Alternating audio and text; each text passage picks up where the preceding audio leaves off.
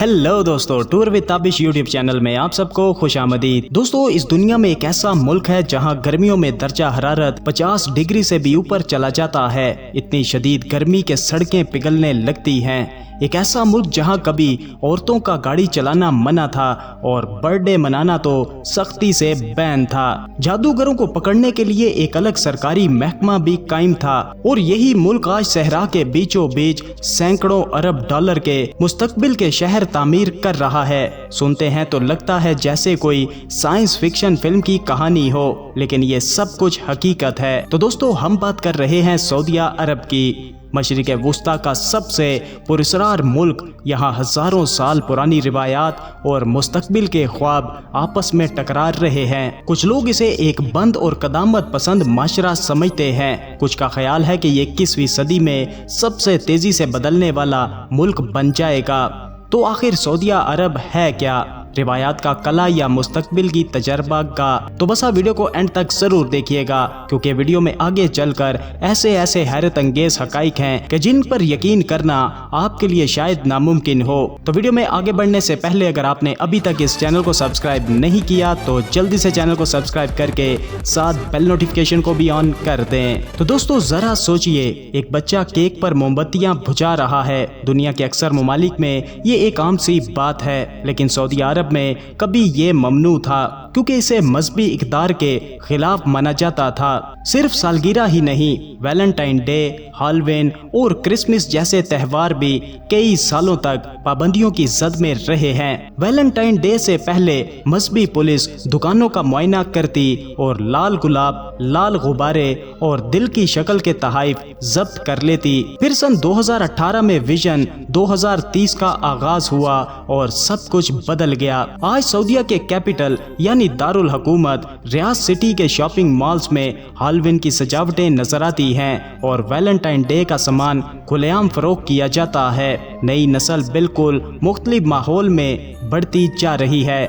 जब लोग सऊदीया अरब का तस्वुर करते हैं तो अक्सर जहन में काले अबाए में मलबूस खवातीन की तस्वीर आती है, लेकिन कम ही लोग जानते हैं कि इसी लिबास ने एक अनोखी खूबसूरती की सकाफत को जन्म दिया है। जब ज्यादातर जिस्म ढका हो, आंखें सबसे नुमायां हो, गहरा काजल, घनी पलकें और रंग बरंगे लेंस सऊदी खवातीन की पहचान बन गए।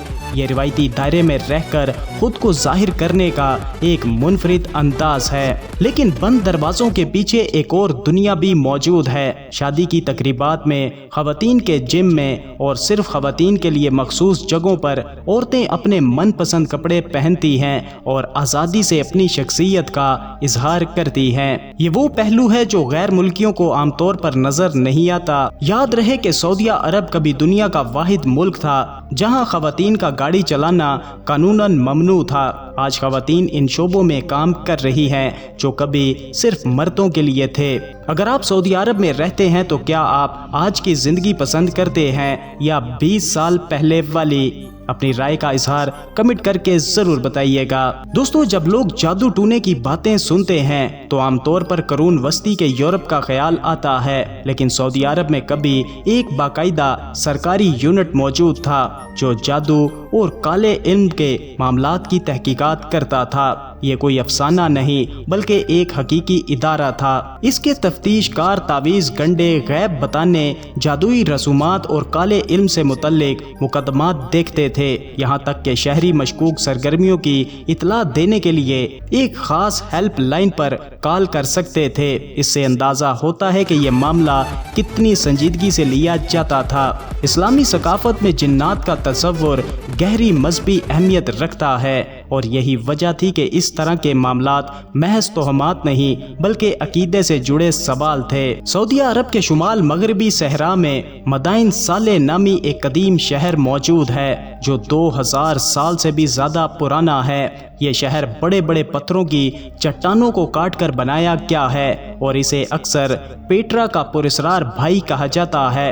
لیکن اس شہر کو جس چیز نے مشہور کیا وہ اس کی خوبصورتی نہیں بلکہ اس سے جڑی بد نصیبی کی کہانی ہے۔ اسلامی روایات کے مطابق یہ قوم سمود کی سرزمین ہے جنہیں اللہ نے ایمان سے انکار پر عذاب میں مبتلا کیا۔ کہا جاتا ہے کہ قوم سمود نے اللہ کی طرف سے بھیجی گئی مقدس اونٹنی کو قتل کر دیا، جس کے بعد یہ پوری قوم تباہ ہو گئی۔ مقامی لوگ آج بھی مانتے ہیں کہ غروب آفتاب کے بعد ان پتھریلی چٹانوں کے درمیان سے اونٹنی کے بچے کی آواز سنائی دیتی ہے۔ کئی دہائیوں تک علماء لوگوں کو یہاں آنے سے روکتے رہے۔ آج مدائن صالح سعودی عرب کی سب سے مشہور سیاحتی جگہ بن چکا ہے۔ سعودی عرب کا رقبہ 20 لاکھ مربع کلومیٹر سے زیادہ ہے، لیکن یہاں پر ایک بھی دریا نہیں ہے، نہ کوئی قدرتی میٹھے پانی کی جھیل، نہ کوئی بڑی آبی گزرگاہ۔ یہ دنیا کے ان چند ممالک میں سے ہے جہاں زمین کی سطح پر قدرتی پانی نہ ہونے کے برابر ہے۔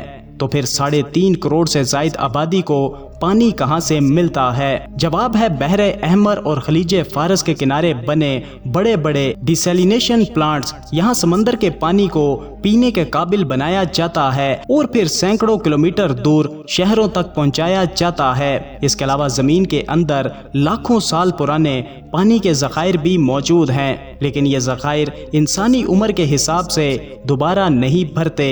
اگر آپ سوچتے ہیں کہ آپ کے ملک میں گرمی بہت زیادہ ہے تو سعودی عرب کا حال سن کر آپ دھنگ رہ جائیں گے۔ کچھ علاقوں میں گرمیوں میں درجہ حرارت 55 ڈگری سینٹی گریڈ تک جا پہنچتا ہے اور رات کو بھی 40 ڈگری سے کم نہیں ہوتا۔ زمین اتنی گرم ہو جاتی ہے کہ جانور ریت کے اندر گھس کر چھپ جاتے ہیں، لیکن حیرت کی بات یہ ہے کہ لوگ یہاں ہزاروں سالوں سے ایئر کنڈیشن اور جدید ٹیکنالوجی کے بغیر رہتے آئے ہیں۔ بدو قبائل نے اس بے رحم صحرا میں زندہ رہنا سیکھا۔ وہ ہواؤں کے رخ، ستاروں کی پوزیشن اور فطرت کی چھوٹی چھوٹی نشانیوں سے پانی تلاش کرتے اور راستہ ڈھونڈتے تھے۔ یہ علم کتابوں سے نہیں سیکھا جاتا بلکہ ایک نسل سے دوسری نسل کو منتقل ہوتا تھا۔ انسانی ہمت اور ذہانت کی یہ ایک ایسی مثال ہے جو سوچنے پر مجبور کر دیتی ہے۔ سعودی عرب ایک ایسی سرزمین جہاں پانی کا ایک گھونٹ زندگی اور موت کا فرق بن سکتا ہے۔ بدو قبائل نے ضیافت کا ایک انوکھا اصول بنایا ہے جسے ضیافت کہتے ہیں، اور اس روایت کے مطابق جو اجنبی آپ کے خیمے کے دروازے پر آ جائے وہ بوجھ نہیں بلکہ اللہ کا بھیجا ہوا مہمان ہے۔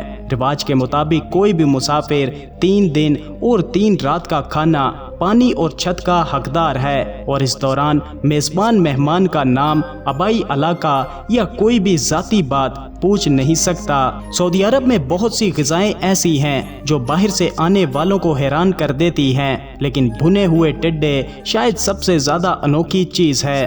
پرانے وقتوں میں جب صحرا میں کھانا ملنا مشکل ہوتا تھا تو ٹڈے پروٹین کا اہم ذریعہ تھے۔ آہستہ آہستہ یہ بقا کی خوراک ایک روایتی کھانا بن گئی۔ آج بھی مقامی بازاروں میں مسالے لگا کر بھنے ہوئے ٹڈے فروخت کیے جاتے ہیں اور ان کی قیمت کبھی کبھی بکرے کے گوشت سے بھی زیادہ مہنگی ہو جاتی ہے۔ اس کے علاوہ سعودی کھانے کی ثقافت میں اونٹ کا گوشت، اونٹنی کا دودھ اور سینکڑوں مہمانوں کو پیش کیا جانے والا پورا بھنا ہوا اونٹ بھی شامل ہے۔ دنیا کے اکثر ملکوں میں کافی بس ایک مشروب ہے جو نیند بھگاتا ہے، لیکن سعودی عرب میں قہوہ صرف پینے کی چیز نہیں بلکہ احترام اور مہمان نوازی کی علامت ہے۔ اسے ہلکے بھنے ہوئے عربیکا دانوں میں الائچی، زعفران اور روایتی مسالے ملا کر تیار کیا جاتا ہے۔ پیش کرنے والے کو یہ کافی صحیح انداز میں ڈالنی ہوتی ہے۔ اگر آپ سوچتے ہیں کہ حسن کے مقابلے میں صرف انسان ہوتے ہیں تو سعودی عرب آپ کو حیران کر دے گا۔